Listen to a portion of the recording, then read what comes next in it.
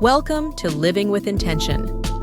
For more than 20 years, Vernon and Gieselle have been meeting over coffee to share stories, navigate life's challenges, and discover how to make more intentional choices so they can show up their best selves at home, at work, and in every relationship that matters. Now they're inviting you to pull up a chair and join the conversation, because the best conversations don't just change the way we think, they change the way we show up.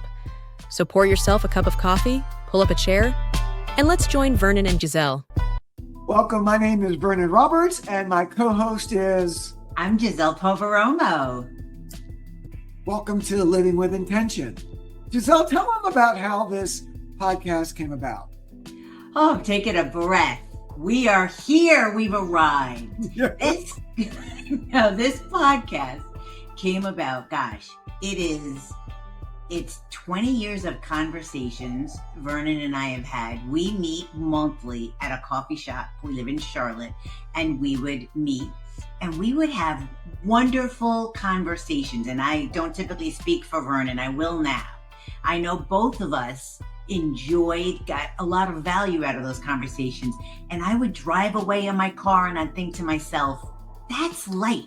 Those conversations help me to live intentionally. So here we are.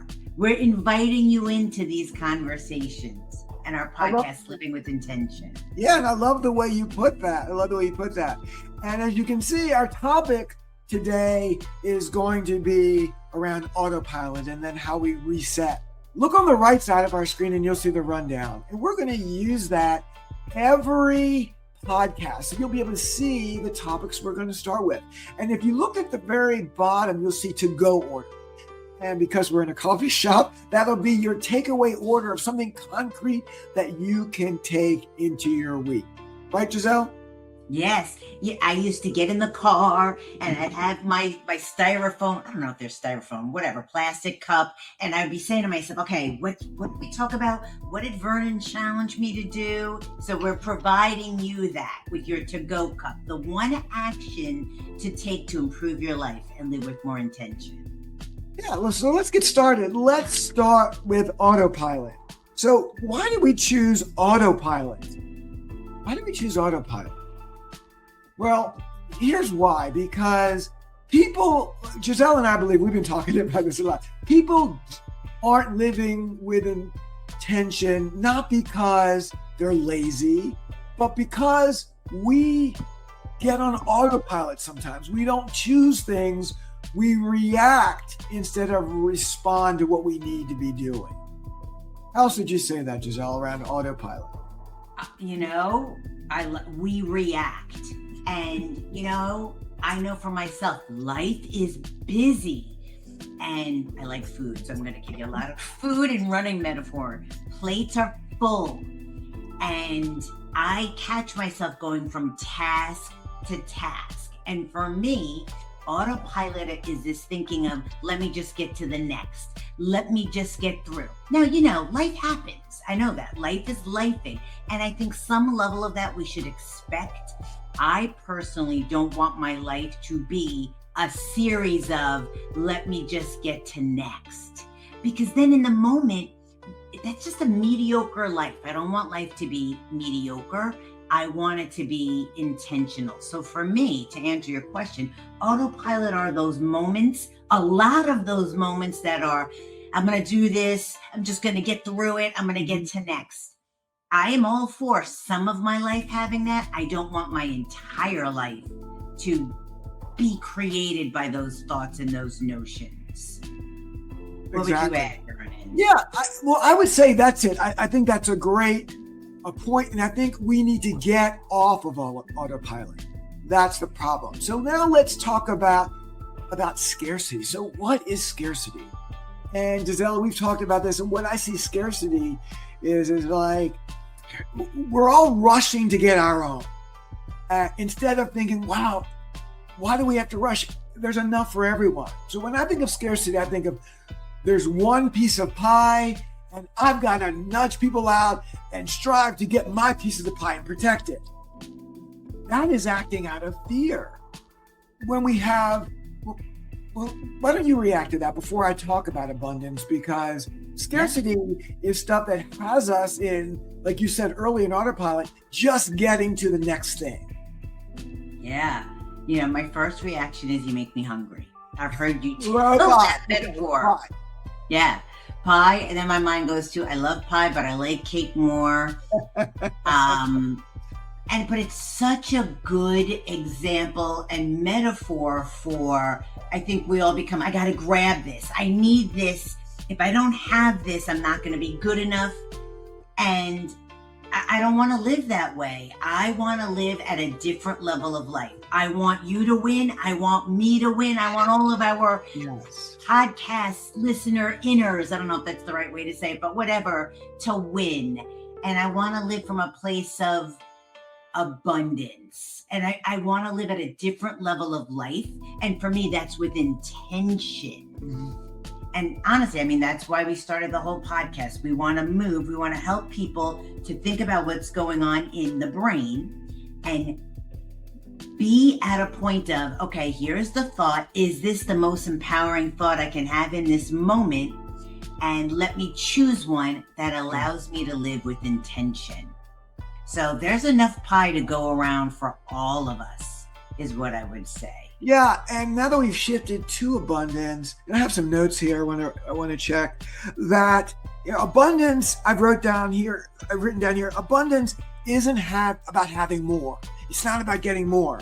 It's about believing that you can choose. You can actually choose and not have to do everything.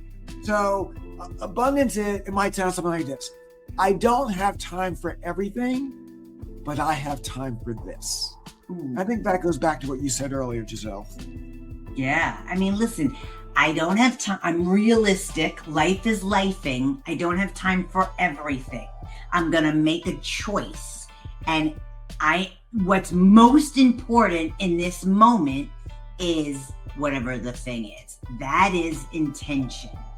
And I think it's really important. For me, another word I look for that tells me I'm deviating from living with intention is I should. Mm-hmm.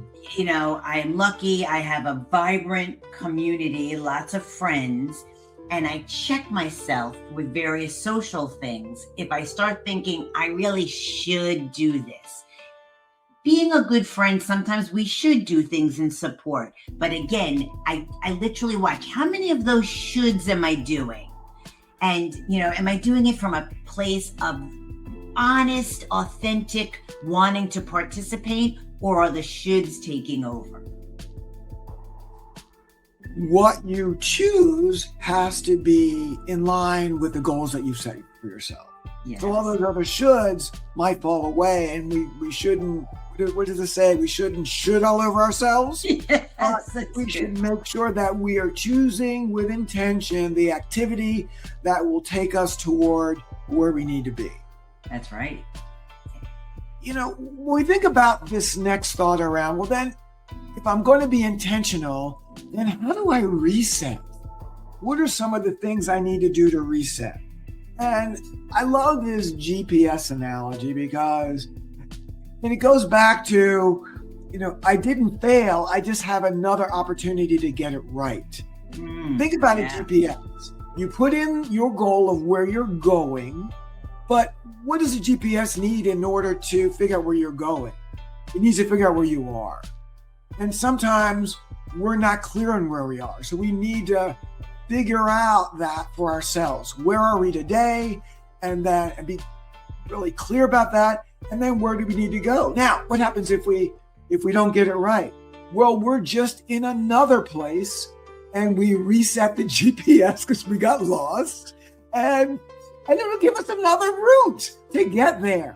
But so it's not failing. It's just another opportunity to take a different route to get to your goal. And like I like to say, we have 365 days a year to reset the route. I'm really quiet here. I really want to take what you just said in, and I want everybody. We have 300, I'm not going to say it exactly like you said it, but the gist was we have 365 days. It's okay to reset. friends. I hear Vernon. Like, life is messy. Life is imperfect. It's okay to reset. That's what the GPS is for. Yeah, I'm off course. Okay, let me bring it back. I've heard you say, and I think you said it at the coffee shop, and you've said it as we prepared for the podcast about starting over. Yeah. And every single time you say it, I feel internally, I take a breath. Yeah. Every single time you say it, because for me, it's okay. It's okay to dust. If you fail, you made a mistake, you fell short, dust yourself off. You've learned a ton and start again. So a big piece of this is self-respect. I'll call it self-love. I think that might be hard for folks to take in. Okay. So let's start with self-respect enough to allow ourselves to get messy and make mistakes and use the GPS to start again. I choose myself here. That's what I want to do. And when we start again and we talk about alignment, what does alignment really look like? Alignment is starting again, and maybe the destination has changed a little bit too. So you reprogram the GPS and make sure that first street I take is in line with the direction where I'm going. So the first tangible action that I'm going to take is one that will be in line to help me meet my goal. Would you agree with that? I absolutely agree with that. And you and I have spoken about this notion of resolutions. New Year's resolutions, they're not bad. We're trying to build intentionality. The issue is, and I know there's research that, by January 11th, most of us have quit that resolution. Yeah, quit. And what Vernon and I are advocating for is just take a breath and look at your life and readjust and start again. And the story I give again and again for myself, to remind myself, Vernon knows I used to run, and I've ran 2 marathons, and I'm really so proud of those marathons. And right around COVID, a little bit after COVID, I stopped running. For many years, I would say 3 years, I ran very little. And then, as luck and the universe would have it, I have one of my young adults, children, started running. And now he's training for a marathon. And as he's been training, he said, "Mom, do this race with me." And I thought, well, the last thing I want to do is do this race.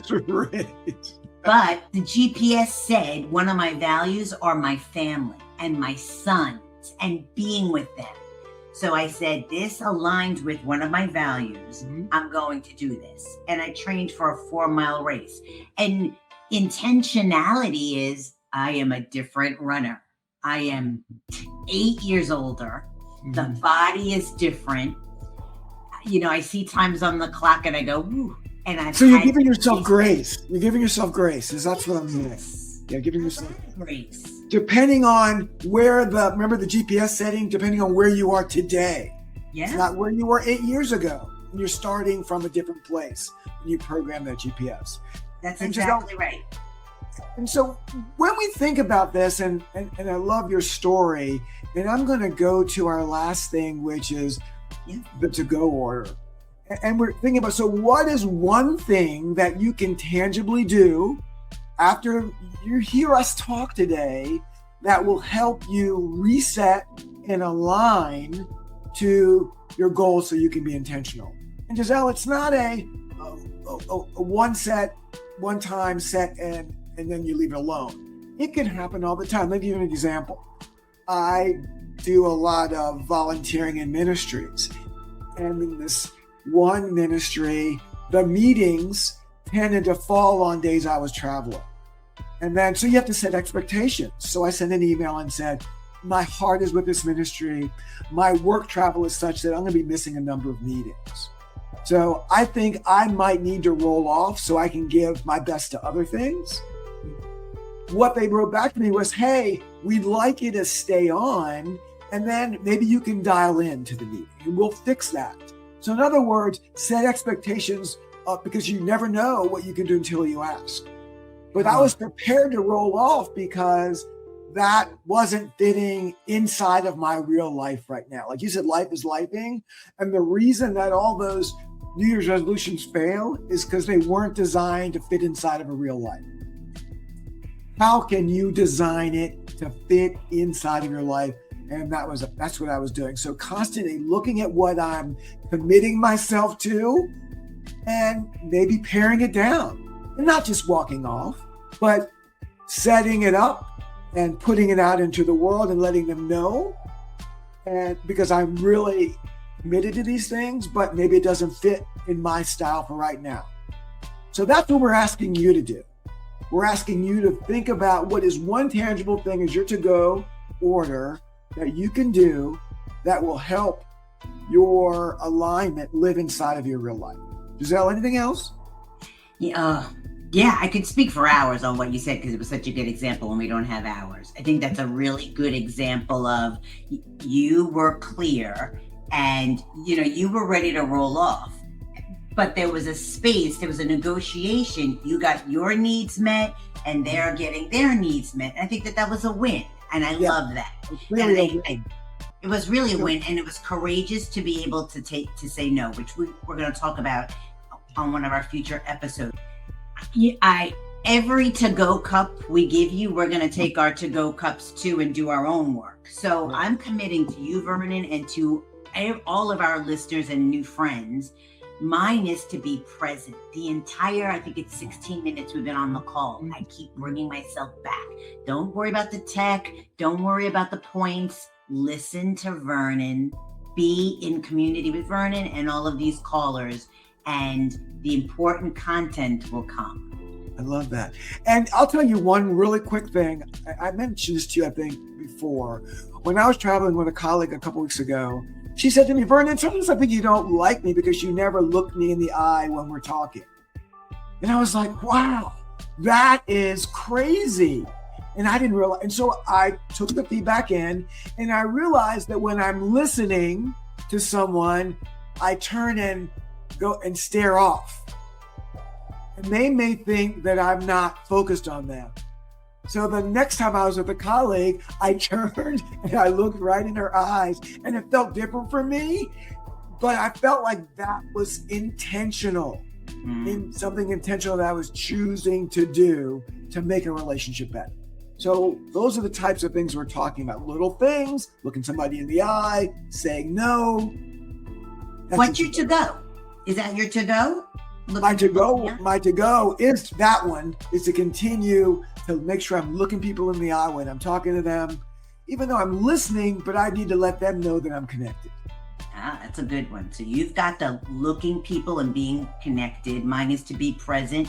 You all, what's yours? Listeners, you friends, what's your to-go? Gieselle and I talked about setting expectations. So wonderfully enough, let me look at our rundown for the next show that's going to be up on the right of your screen. Next time, we're going to be talking about choosing yourself, okay, without guilt. So our rundown, listen to our rundown, it's going to be expectations, guilt, boundaries, permission, and freedom. So that is our rundown for next time. So thank you for joining Gieselle and I. Thank you. Living with Intention. 12 conversations.